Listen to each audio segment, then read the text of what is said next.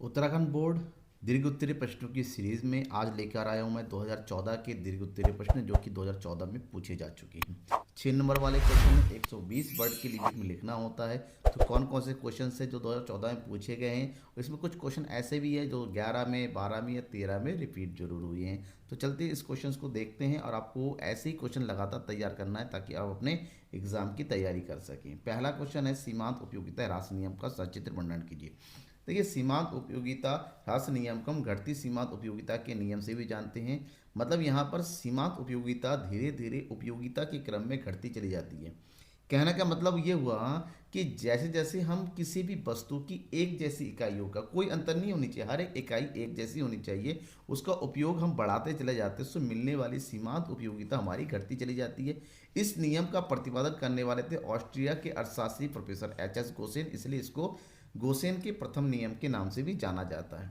बाद में इस नियम को एक्सप्लेन किया था प्रोफेसर मार्शल ने, और उन्होंने कहा कि अन्य बातें समान रहने पर किसी व्यक्ति के पास किसी वस्तु की मात्रा में वृद्धि होने से जो अतिरिक्त लाभ की प्राप्ति होती है उस वस्तु के प्रत्येक इकाई में वृद्धि के साथ घटता चला जाता है। मतलब मान लीजिए गोलगप्पा खा रहे हैं, पहला गोलगप्पा खाया, आपको बहुत अच्छा लगा, टेस्ट आया, दूसरे खाया तब भी टेस्ट आया, तीसरा खाया। आप धीरे धीरे जैसे जैसे गोलगप्पा खाते चले जाएंगे, आपको मिलने वाला जो संतुष्टि होता है, टेस्ट होता है, वो घटता हुआ चला जाएगा, कम होता है। इसी को बोलते हैं सीमांत उपयोगिता ह्रास नियम। घटती सीमांत उपयोगिता ह्रास नियम लागू होने की कुछ शर्तें होती हैं। नंबर 1, जितने भी इकाइयाँ उपभोग की जाती हैं सभी इकाइयाँ समान होनी चाहिए। उपभोग लगातार होना चाहिए, यानी कि बदल बदल के ऐसा नहीं होना चाहिए। वस्तु की इकाई का आकार पर्याप्त होना चाहिए। वस्तु उपभोक्ता के व्यवहार में परिवर्तन नहीं होना चाहिए। उपभोक्ता की आय, रुचि, आदत, फैशन में भी कोई परिवर्तन नहीं होना चाहिए, तभी ये नियम लागू होता है। क्वेश्चन नंबर 2 की बात करते हैं, बाजार मांग की परिभाषा दीजिए। बाजार मांग क्या है? इसे प्रभावित करने वाले प्रमुख कारकों को उल्लेख कीजिए। बाजार मांग मतलब होता है एक वस्तु की वह मात्रा जो बाजार में उपस्थित सभी उपभोक्ता एक दिए गए समय अवधि के अंदर एक वस्तु की निश्चित कीमत पर खरीदने को इच्छुक होता है। मतलब किसी बाजार में मान लो 4 उपभोक्ता ए बी सी डी, तो चारों उपभोक्ता मिलके किसी वस्तु की जितनी मात्रा क्रय करते हैं ना, उनका टोटल बाजार मांग होता है। तो किसी भी बाजार में उसकी मांग को प्रभावित करने वाले कुछ कारक काम करते हैं, जैसे वस्तु की कीमत। कीमत सबसे पहले मांग को प्रभावित करती है। कीमत ज़्यादा होती है तो मांग कम हो जाएगी, कीमत कम होती है तो मांग बढ़ जाती है। दूसरा है संबंधित वस्तुएं कीमतें।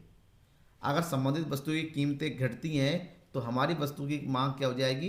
कम हो जाएगी। संबंधित वस्तु की कीमतें बढ़ती है तो हमारी वस्तु की मांग भी क्या हो जाती है? बढ़ जाती है। या तो संबंधित वस्तु की कीमतों में और वस्तु की मांग में धनात्मक संबंध होता है। उपभोक्ता की आय, जब उपभोक्ता की आय बढ़ती है तो मांग बढ़ जाती है, उपभोक्ता की आय कम होती है तो मांग घट जाती है। तो अब इसलिए जेन्यून है, इसमें कोई दिक्कत नहीं है। उपभोक्ता की रुचि, अगर किसी वस्तु पर उपभोक्ता की रुचि बढ़ती है तो उस वस्तु की मांग बढ़ेगी। अगर उपभोक्ता की रुचि घटती चली जाती है तो मांग कम होती है। ऋतु में परिवर्तन, जनसंख्या परिवर्तन, ये सब भी वस्तु की मांग को प्रभावित करता है। क्वेश्चन नंबर 3, एक फर्म के कुल स्थिर लागत, परिवर्तनशील लागत और कुल लागत क्या है, किस प्रकार संबंधित? तीनों के बारे में बता दीजिए। कुल लागत क्या होता है?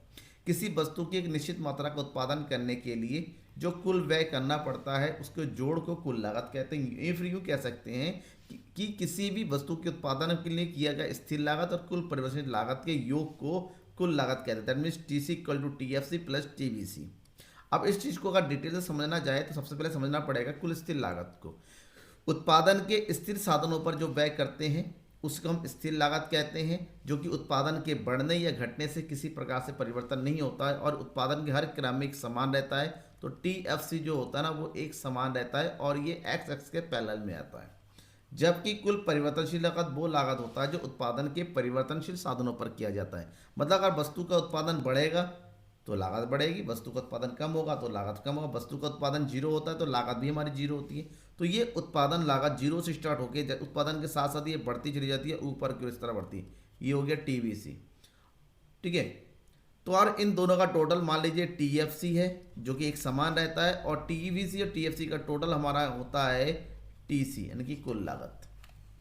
क्वेश्चन नंबर 4, पूर्ण प्रतियोगिता के अंतर्गत अल्पकाल तथा दीर्घकाल में फर्म के साम्य को स्पष्ट कीजिए। सबसे पहले जब हम अल्पकाल में पूर्ण प्रतियोगिता की बात करते हैं तो अल्पकाल में पूर्ण प्रतियोगिता में क्या होता है? वस्तु की मांग में वृद्धि होने से मांग के अनुरूप पूर्ति बढ़ा सके ऐसा नहीं होता, समय नहीं होता है। ऐसे में अल्पकाल में अगर हम फर्म के साम्य की बात करते हैं, एक फर्म उस समय साम्य होता है जब उसको अधिकतम लाभ की प्राप्ति होती है, ठीक है। जबकि हम दीर्घकाल की अगर बात करते हैं, देखिए अल्पकाल में हम साम की मतलब फर्म के अल्पकाल में पूर्ति को बढ़ा नहीं सकता। अल्पकाल में एमआर और एआर पूर्ण प्रतियोगिता में एक समान रहता है। तो एक ऐसी स्थिति होती है, ये अल्पकाल में एआर इक्वल टू एमआर, जब एमसी वक्र एमआर वक्र को जिस बिंदु पर काटेगा वही उत्पादक का क्या होता है, फर्म का संतुलन बिंदु होता है। जबकि हम दीर्घकाल की बात करते हैं, ये एक ऐसा समय होता है जहाँ पर फर्म का अपना इतना समय होता है कि मांग जितनी बढ़ेगी उसके अनुरूप पूर्ति में भी बढ़ाया जा सकता है। मतलब दीर्घकाल में पूर्ण प्रतियोगिता की स्थिति में हम क्या करते हैं ना, ऐसी स्थिति जहाँ पर M R A R M C और ये सब आपस में बराबर हो जाता है, सभी चीज़ों में बराबर होता है और सामान्य लाभ की प्राप्त करती है, तो उस स्थिति को हम क्या बोलते हैं, दीर्घकाल में फर्म के संतुलन। अब इसको एक डायग्राम, एक ऐसी स्थिति जहाँ एम आर और एम सी बराबर होना चाहिए और ए आर और ए सी बराबर होना चाहिए। जब सब बराबर होगा तभी दीर्घकाल में उत्पादक का संतुलन होता है, ठीक है, राइट। चित्र देखिए आपके सामने, इस हिसाब से लिखना है।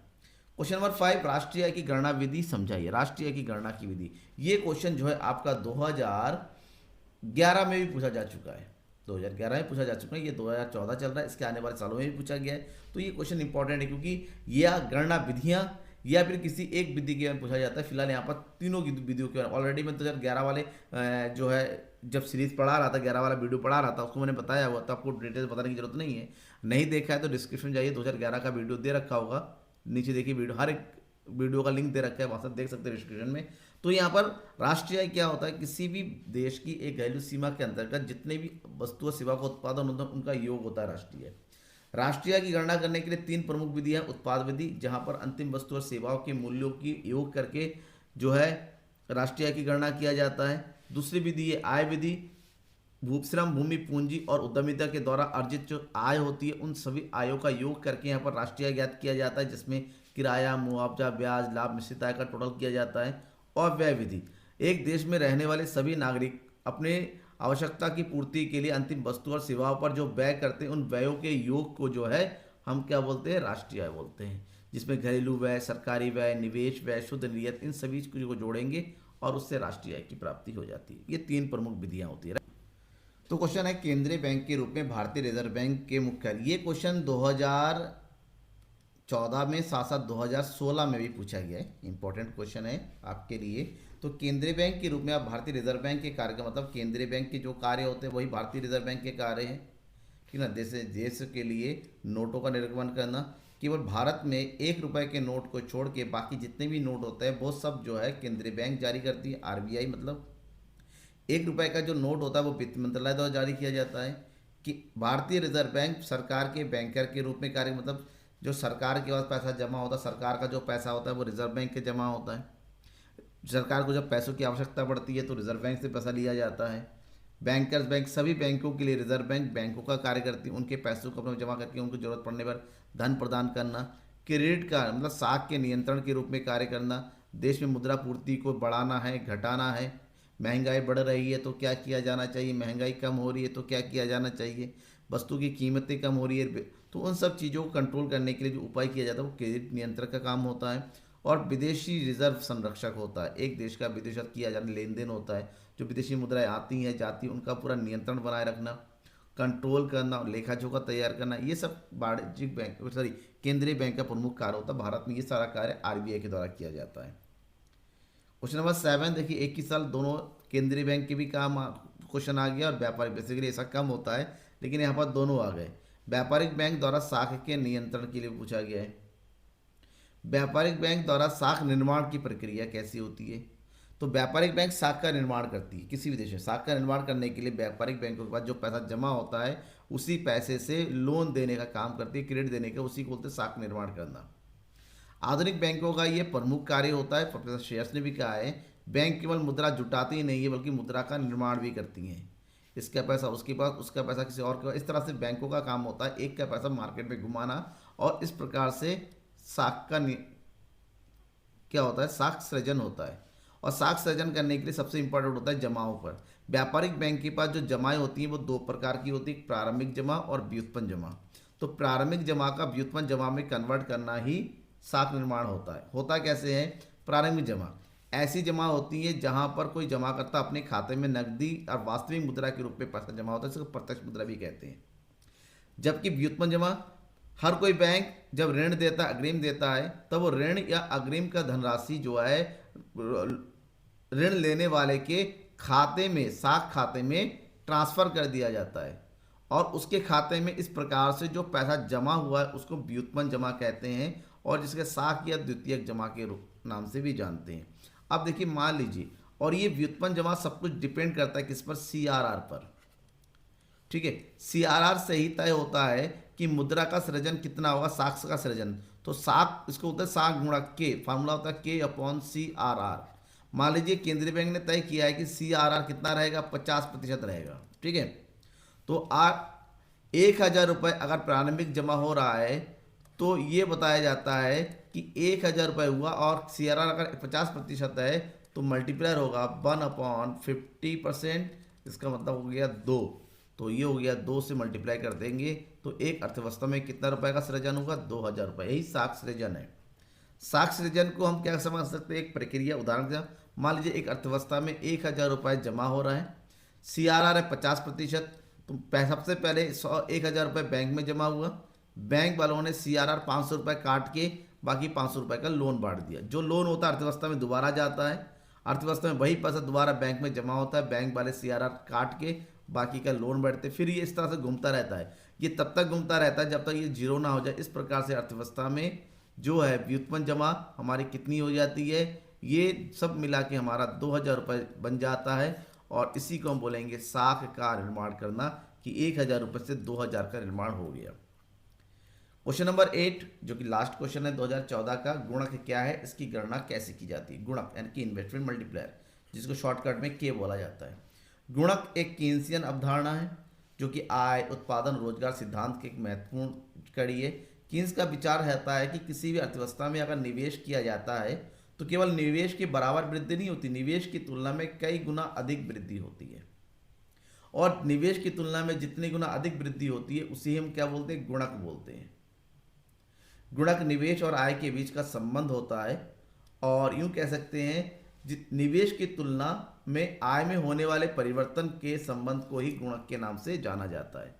इसी चीज को प्रोफेसर कीन्स ने भी एक्सप्लेन किया था कि निवेश गुणक से ज्ञात होता है कि निवेश में वृद्धि की जाएगी तो आय में जो वृद्धि होगी वो के गुना अधिक होगी। That means K equal to delta Y upon delta I, ये जो गुणक का फार्मूला होता है उसको उदाहरण के साथ देखेंगे कि एक सरकार में 20 करोड़ का निवेश होती है तो अर्थव्यवस्था में 100 करोड़ का अतिरिक्त आय का सृजन होता है, तो निवेश गुणक कितना होगा?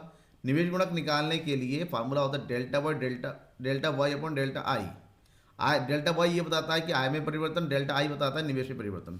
तो डेल्टा वाई है 100, आय है 20, तो 100/20 इक्वल टू कितना हो गया? 5, यानी कि एक अर्थव्यवस्था में 5 गुना अधिक आय में वृद्धि हुई है। ठीक है, तो इसी तरह से आपको 15, 16, 17, 2023 तक के क्वेश्चंस लेने हैं, तो मेरे चैनल के साथ बने रहना होगा, शेयर करना होगा ज़्यादा से ज़्यादा दोस्तों के बीच में, ताकि उनको भी हर एक इंपॉर्टेंट क्वेश्चन मिले, इवन हर एक क्वेश्चन की तैयारी अच्छे से हो सके, क्योंकि आंसर भी मैं ऐसे दे रहा हूं जो कि आप एग्जाम में लिखेंगे, आपकी मार्क्स कोई नहीं काट सकता, इस बात की मेरी गारंटी है। Thank you and bye.